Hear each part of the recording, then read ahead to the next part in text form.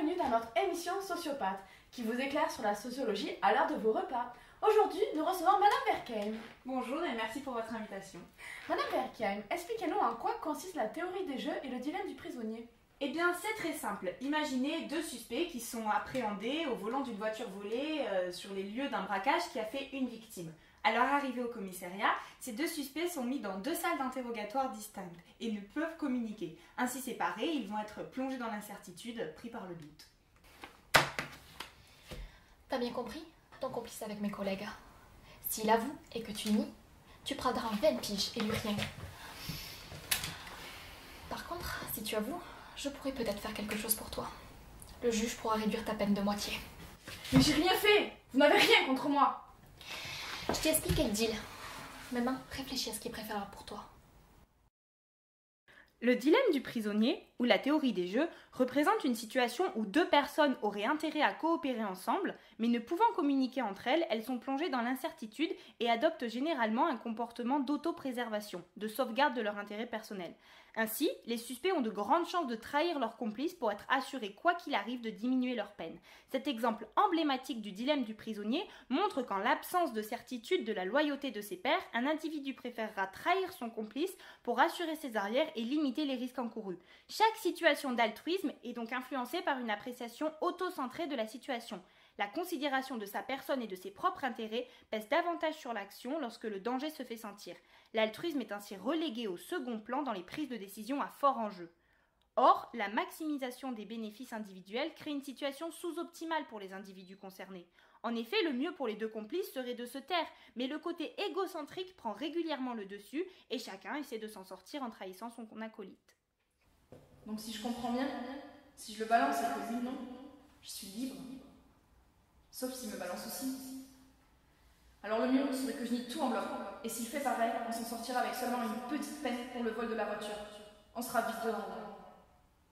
Ouais, mais si je reste loyal alors que lui, non, j'y reste pour 20 ans.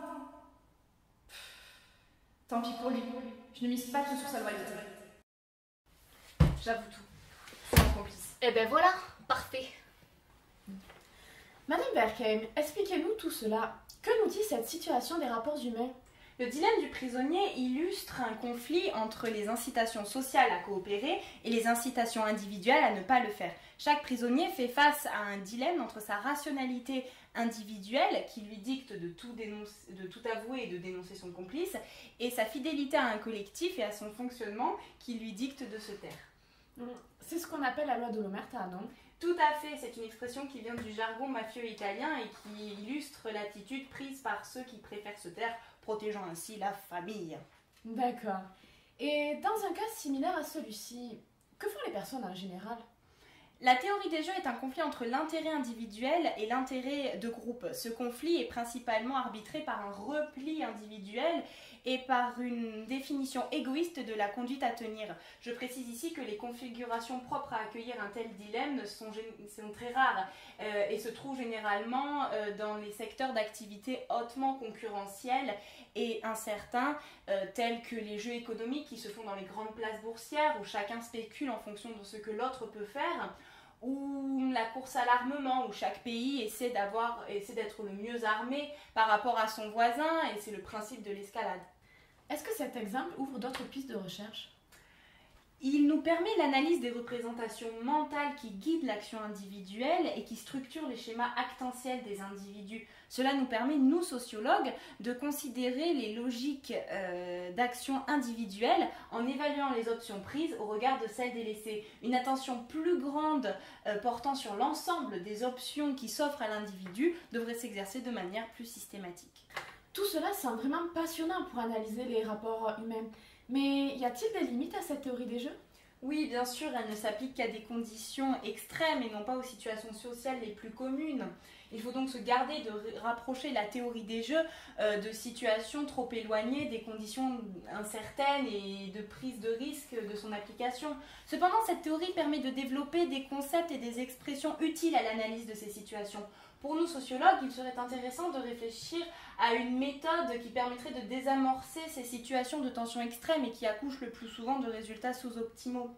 Trouver les moyens propices à la réassurance des acteurs isolés Encadrer les prises de décision dans une situation d'incertitude permettrait de pacifier les mondes économiques et politiques qui sont souvent pris dans un jeu de surenchère stérile. Et je ne désespère pas qu'un jour, grâce à la théorie des jeux, nous arrivons à cela. Et c'est sur ces notes positives que nous vous quittons, chers téléspectateurs. Bon appétit et à demain pour un nouveau numéro de Sociopathe.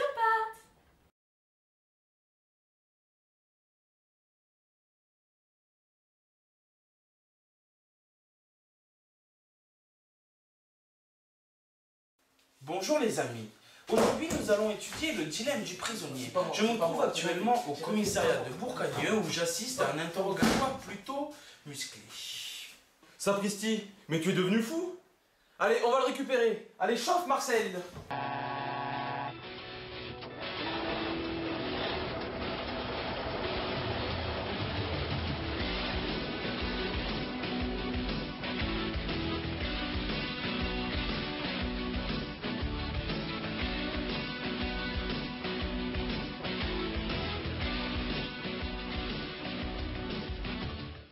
Mais non, Jamy, je suis juste là en tant qu'observateur.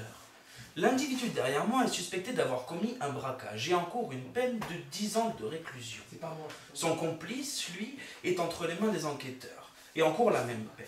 Les deux suspects sont interrogés depuis maintenant 6 heures et les enquêteurs tentent de les faire parler par toutes sortes de pressions. Cette situation est typique du dilemme du prisonnier. Albert Tucker, en 1950, est le premier à énoncer le dilemme du prisonnier, établissant un lien direct avec la théorie des jeux. Cette dernière vise à comprendre les comportements humains face à l'anticipation des actes des autres individus. Le dilemme du prisonnier démontre que, confrontés à une absence de communication, deux complices auront tendance à se trahir mutuellement. Dans le cas précis de Fred, les enjeux sont très simples. Pour l'instant, les deux suspects risquent 10 ans d'emprisonnement. Si l'un des deux suspects dénonce l'autre, il voit sa peine réduite de moitié. De la même manière, le dilemme du prisonnier est utile pour comprendre divers conflits sociaux. Prenons par exemple deux grandes firmes de téléphonie concurrentes face à un lancement de produit. Le manque de communication entre les concurrents pousse les firmes à maximiser leurs prestations publicitaires, aboutissant à une surenchère. Un exemple frappant de la résolution du dilemme du prisonnier dans l'histoire est le cas de la crise des missiles de Cuba.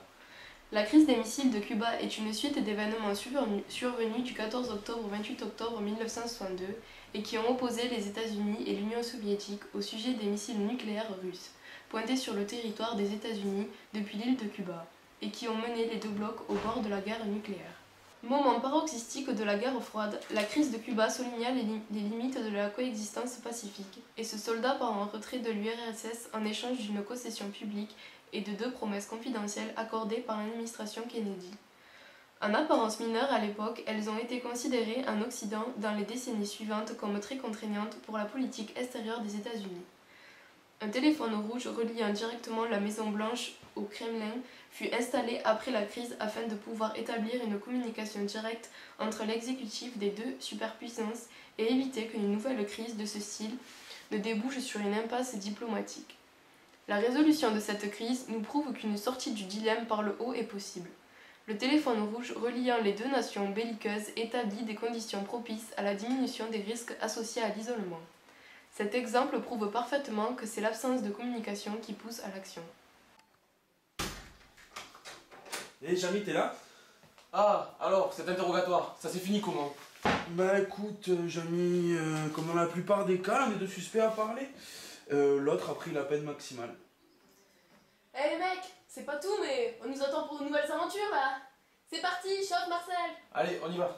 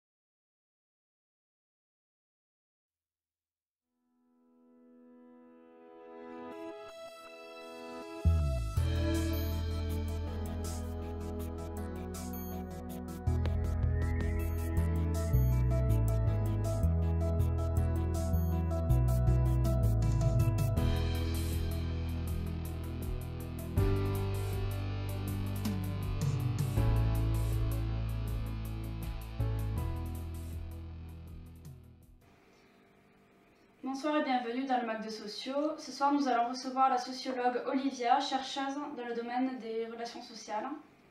Bonsoir. Bonsoir, bonsoir à tous. Aujourd'hui, vous venez nous parler de la recherche d'emploi et du rôle des relations sociales dans ce domaine. Je vais surtout vous parler de Granovetter qui s'est intéressé à ce phénomène-là, en se posant plusieurs questions. Donc d'abord, la première question sera comment fonctionne le marché de l'emploi. La deuxième question sera comment les offres d'emploi sont-elles pourvues. La troisième question sera par quels moyens les candidats en l'embauche ont-ils connaissance de la vacance ou de la création du poste. Et enfin, la dernière question sera par quels moyens s'adressent-ils à leur futur employeur. Pouvez-vous nous parler de Granovetter? Bien sûr, alors Granovetter est un sociologue américain. Il est considéré comme le représentant de la sociologie des réseaux sociaux. Ses recherches les plus connues concernent la diffusion d'informations dans une communauté, dont sa théorie qu'il a appelée la force des liens faibles. Pouvez-vous nous parler de sa théorie? Alors bien sûr, Granovetter a mis en évidence qu'une personne plus éloignée de notre réseau social a plus de chances de nous guider vers un meilleur emploi qu'une personne plus proche de nous et qui par conséquent aura un réseau social similaire au nôtre. Pouvez-vous nous donner un exemple? Oui, bien sûr. Imaginez que... Allô? Oui, Amy, ça va? Oui, et toi? Oui, ça va. Dis-moi, je fais une petite soirée ce soir, ça te dirait de venir? Ah, je sais pas trop, tu sais, ça fait 2 mois que je cherche du travail et j'ai toujours rien trouvé, du coup, j'ai pas trop la tête à ça en ce moment. Ah, mais t'as cherché dans les petites annonces? Ouais, j'ai fait les petites annonces du journal sur internet et tout, mais ça a rien donné, donc du coup, c'est un peu déprimant. C'est ce qu'on appelle les médiations techniques, ce qui représente les petites annonces, les offres d'emploi, les lettres de motivation et les CV. Ah ouais, mais tu sais, il y a un poste qui vient de se libérer où je travaille, là. Ah bon, c'est un poste de quoi? Un poste de caissière.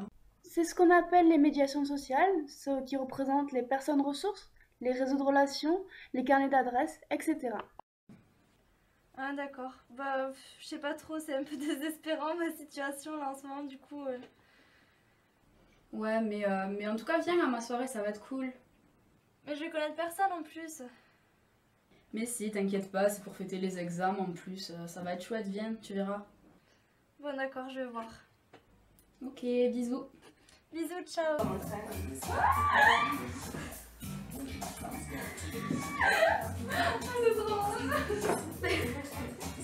y est, je dois me compenser.